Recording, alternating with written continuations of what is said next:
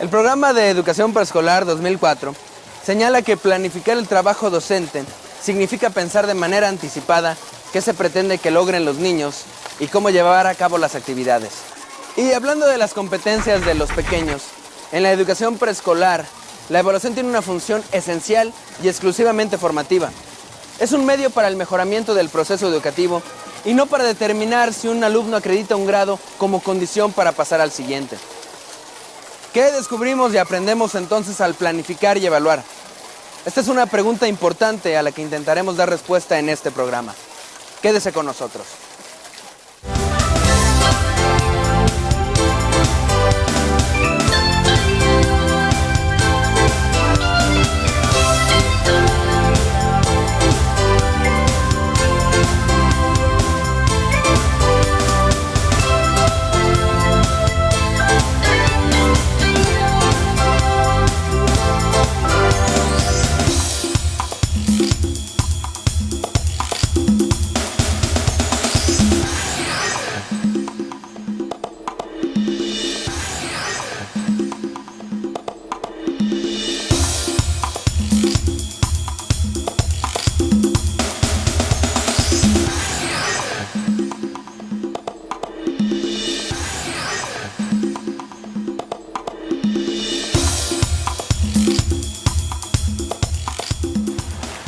Maestras y maestros de educación preescolar, sean ustedes bienvenidos a este último programa de la serie, donde abordaremos un tema muy importante en nuestro trabajo diario, la planificación y la evaluación. Para ello está con nosotros la maestra Marta Cecilia Moreno Espinosa, que trabaja en el estado de Sinaloa, el maestro Sergio Cordero Rodríguez, que trabaja en la ciudad de Querétaro, y la maestra Guadalupe Preciado, educadora del estado de Colima. Gracias por estar con nosotros. Gracias. No, gracias por la compartir las invitación. experiencias que han tenido en su trabajo. Y pues vamos a empezar con esta pregunta. ¿Cómo llegaron a descubrir los cambios que implica la planificación? Bueno, yo dentro de los cambios que observo es que ya no parto de la nada, sino que ahora ya están las competencias que se tendrán que favorecer en los niños.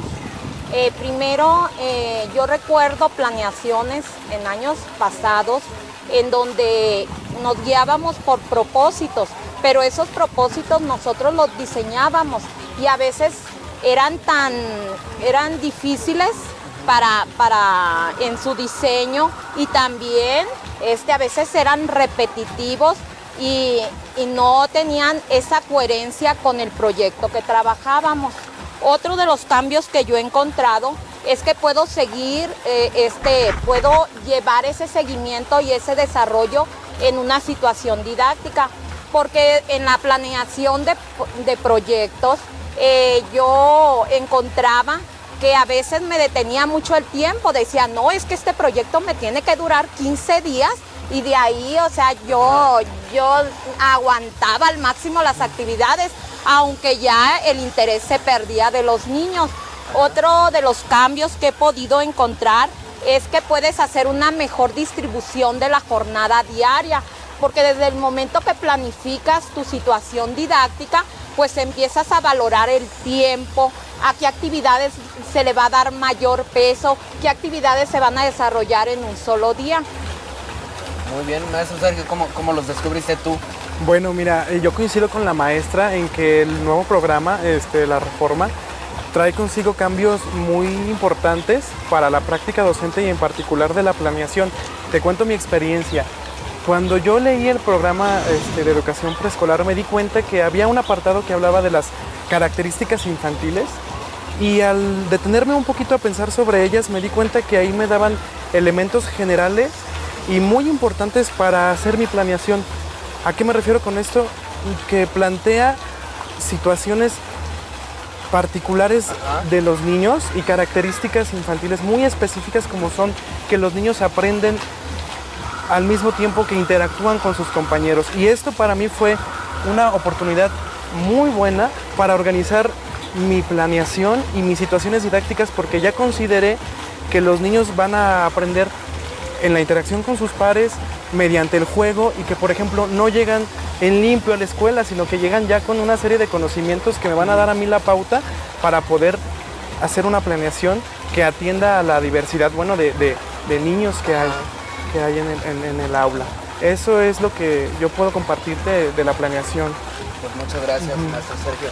Por acá la maestra Guadalupe, ¿qué nos cuenta? Bueno, yo también logré descubrir muchos cambios en mi planeación.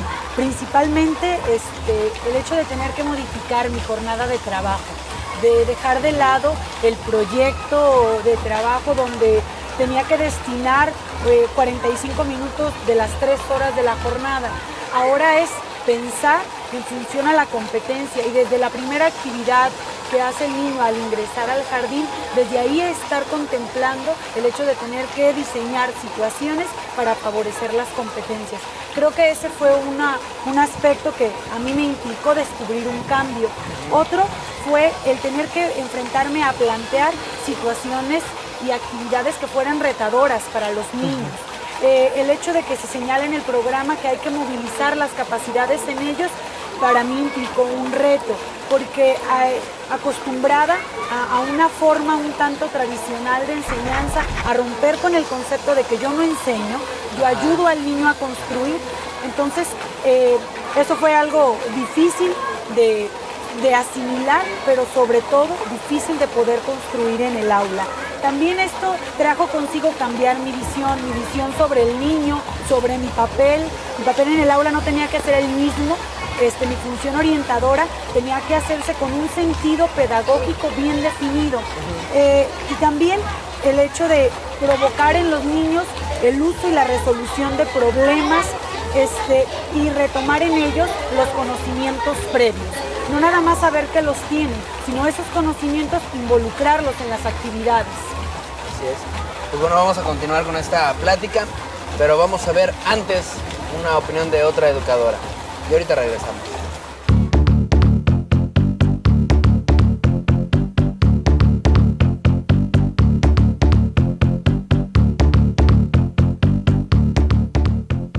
Creo que la propia experiencia, es decir, pasar por diferentes momentos y pensar en ellos y tomarlos como cuestiones de aprendizaje para mí misma me han permitido identificar los cambios. Es decir, no es que haga una planeación y porque me salió bien ya me quede con ella para siempre, ¿no? Constantemente me estoy preguntando, bueno, ¿y será?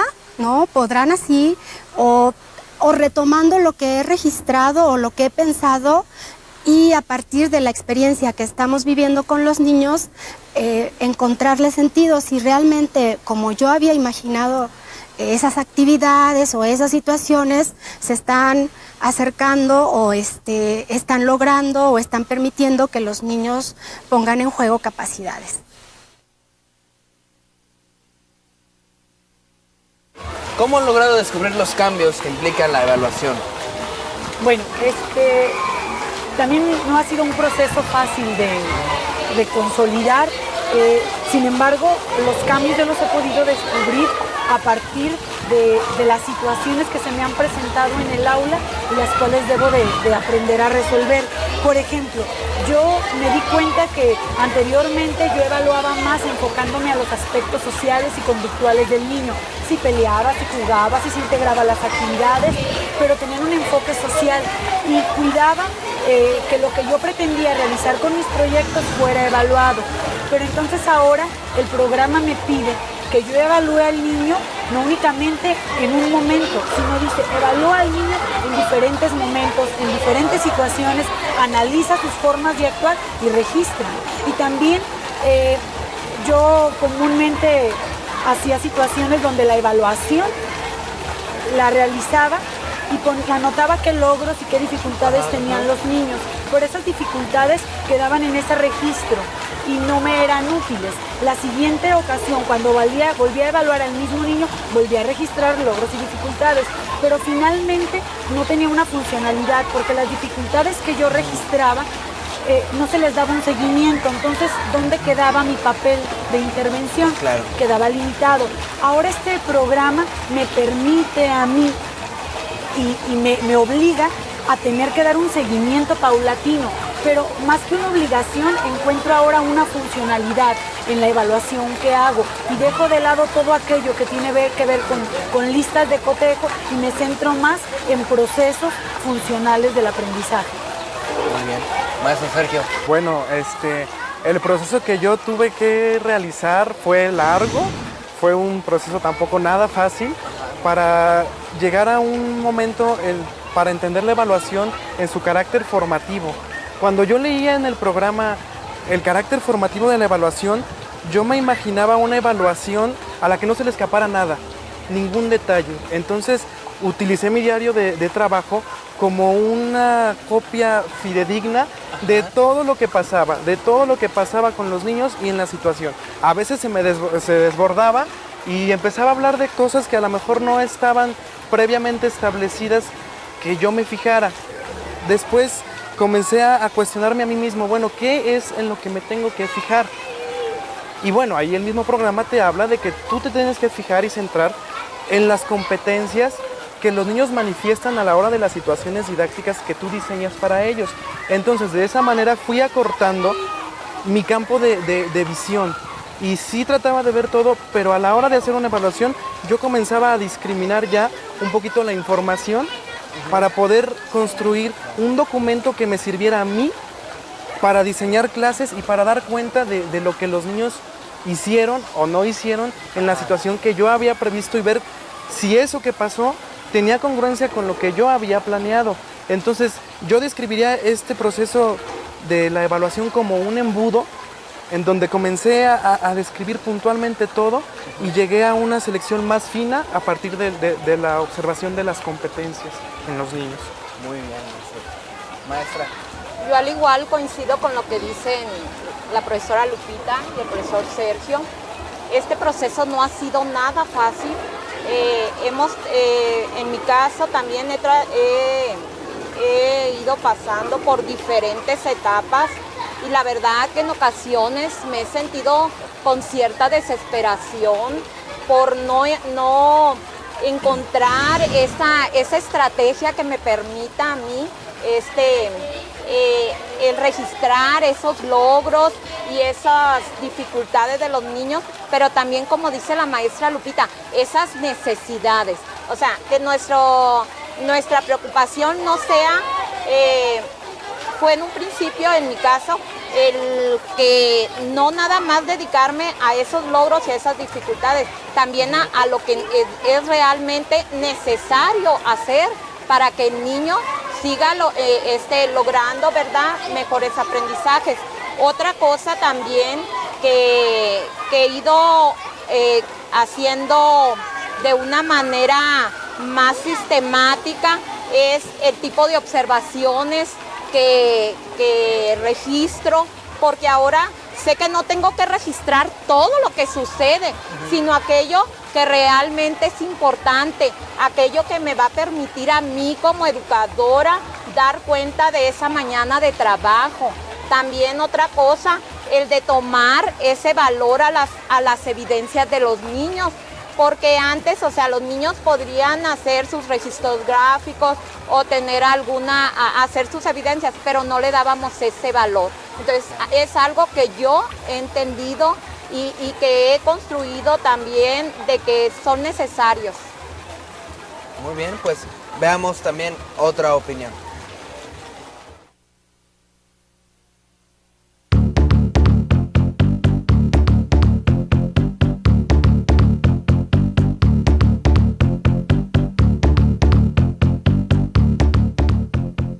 Creo que he tenido algunos intentos, sobre todo en el aspecto de tomar en cuenta y de registrar qué usan los niños, por ejemplo, para relacionarse, para resolver problemas, cómo usan los diálogos, si avanzan en esto, de qué hablan incluso, ¿no? Cómo se hablan entre ellos, cómo se relacionan con los adultos.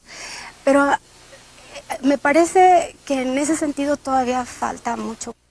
Despegándonos de esta idea de que evaluar sirve para saber quién hace mejor las cosas, ¿no? O si las hacen bien o si las hacen mal. Entonces, creo que eso es un poco más complicado.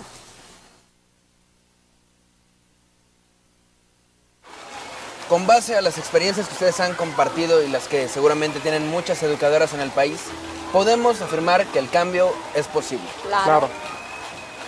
¿Qué ha sido necesario enfrentar y vencer y en qué vale la pena fijarse? Bueno, a mí me gustaría contestar a esta pregunta haciendo alusión a las dos respuestas anteriores sobre el proceso de planificación y de evaluación, Ajá. que como les comenté, en mi particular caso ha sido un proceso trabajoso, pero un proceso continuo y sobre todo muy indispensable de hacerse. Lo que quiero transmitir a las educadoras y a los educadores es que, a fin de cuentas, la evaluación y la planificación es un instrumento que nos va a servir a nosotros, que somos las personas que estamos frente al grupo, que conocemos a los niños y que nos tenemos que sortear una serie de circunstancias para poder ofrecer a ellos las situaciones que los ayudan a favorecer esas competencias que ellos ya tienen. Y lo que quiero puntualizar aquí, que nos puede faltar o que a mí me falta, por ejemplo, es que haya una congruencia entre lo que puedo llegar a pensar de la evaluación y de la planificación y mi práctica. A mí me gustaría que en un futuro lo que yo planeo y evalúo me sirviera de una manera más directa, más real en mi práctica y en mi intervención como docente, y que me preocupara menos, por ejemplo, de las cosas que me exigen personas que a lo mejor no están dentro del grupo, pero no con el afán de no entregarlas, claro que no, sino con el afán de que me sirvan a mí como maestro, para los niños que tengo enfrente, y que sea un proceso real de acompañamiento y que pueda dar cuenta de ello por medio de estos instrumentos. Esto es lo que yo creo. Muy bien, maestra. Bueno, yo pienso que lo primero que he tenido que vencer, y todavía estoy en ese proceso, es enfrentarme a esos temores, a esas inseguridades, a tratar de acabar con esa pregunta de si lo que estoy haciendo lo estaré haciendo bien. Yo creo que he tratado de dejar atrás listas de cotejo en donde nada más era decir, está logrando el niño esto, no lo está logrando, pero finalmente ahí nunca hubo un cómo, o sea, cómo lo lograba. Lo que vale la pena fijarse, creo, es que podemos diseñar cada quien nuestra propia estrategia de evaluación, una estrategia que me sirva a mí como educadora, que sea significativa, que realmente dé cuenta de ese avance, no solo de los niños, sino también de mi práctica, porque solamente cuando nosotros veamos en la evaluación ese significado, le encontremos sentido, le vamos a perder ese temor, ese tedio a como ahorita lo vemos, de que es un mero trámite administrativo. Ajá. Que lo tenemos que hacer porque se nos pide. No, yo creo que lo que hay que vencer es esa idea. No debemos de evaluar porque se nos pide, sino porque así es necesario para conocer mejor a mis alumnos y conocer mejor mi práctica. ¿Qué nos dice, maestra?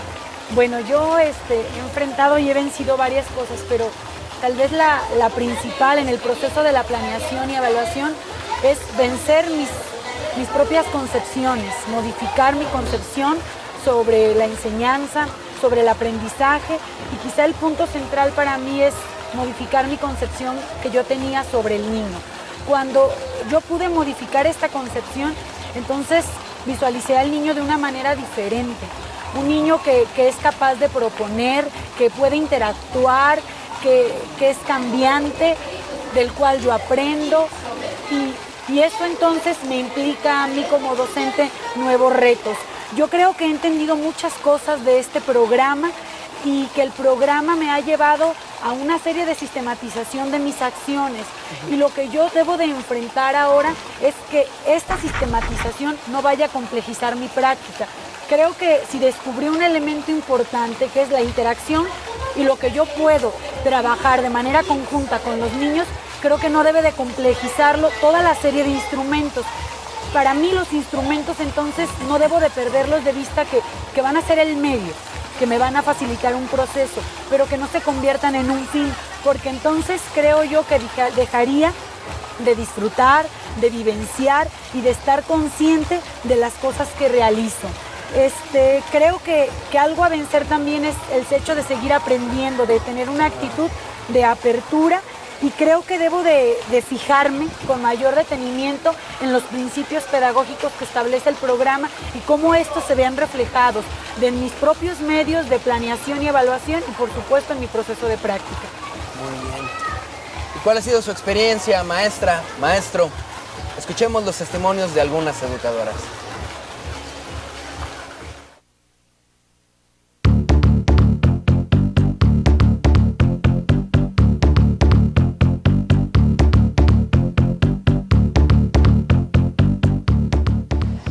Estamos tratando de evaluarlos cualitativamente y no en conjunto, sino de manera individual. Este pequeño, ¿qué puede hacer? Y este otro, ¿qué puede hacer?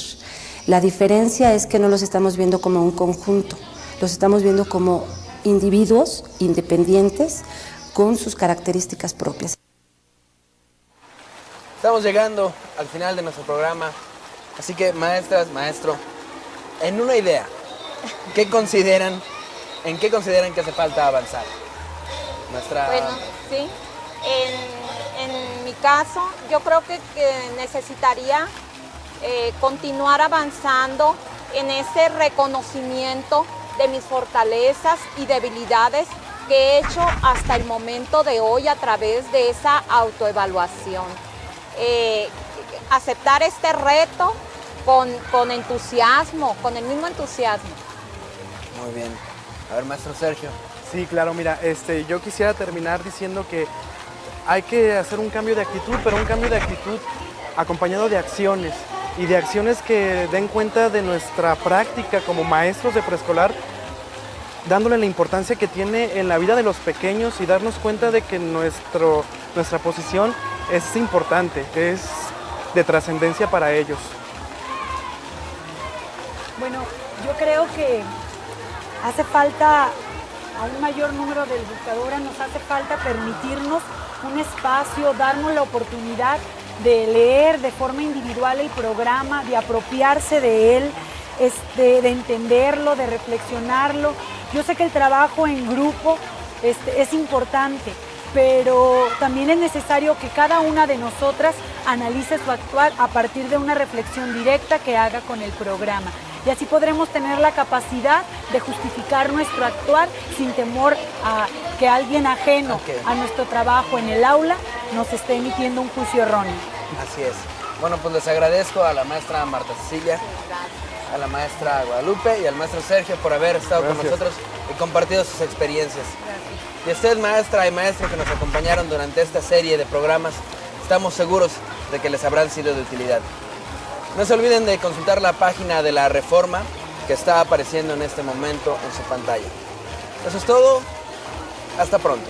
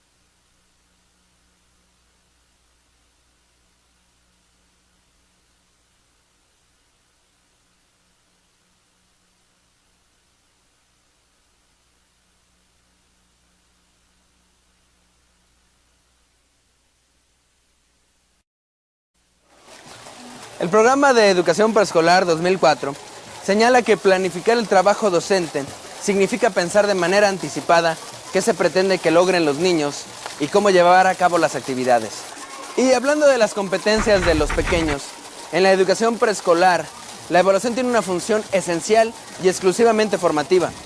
Es un medio para el mejoramiento del proceso educativo y no para determinar si un alumno acredita un grado como condición para pasar al siguiente.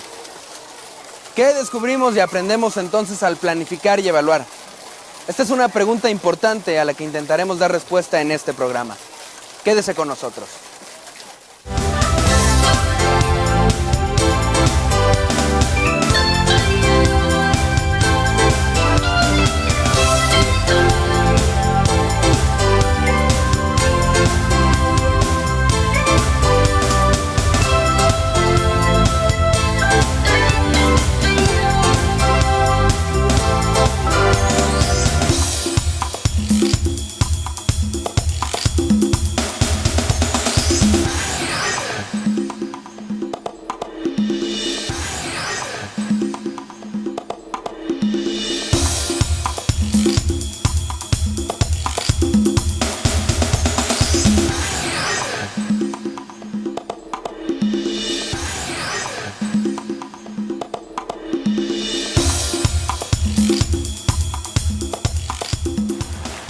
Maestras y maestros de educación preescolar, sean ustedes bienvenidos a este último programa de la serie, donde abordaremos un tema muy importante en nuestro trabajo diario, la planificación y la evaluación.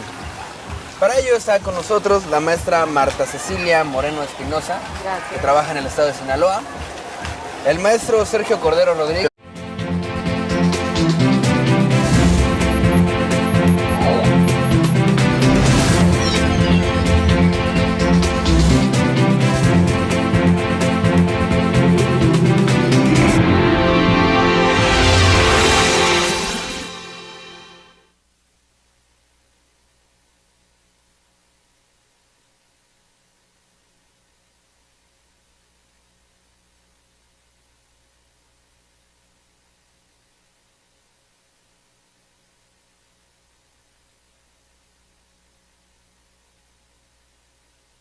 que trabaja en la ciudad de Querétaro, y la maestra Guadalupe Preciado, educadora del estado de Colima. Gracias por estar con nosotros. Gracias. No, gracias por la compartir las invitación. experiencias que han tenido en su trabajo. Y pues vamos a empezar con esta pregunta. ¿Cómo llegaron a descubrir los cambios que implica la planificación?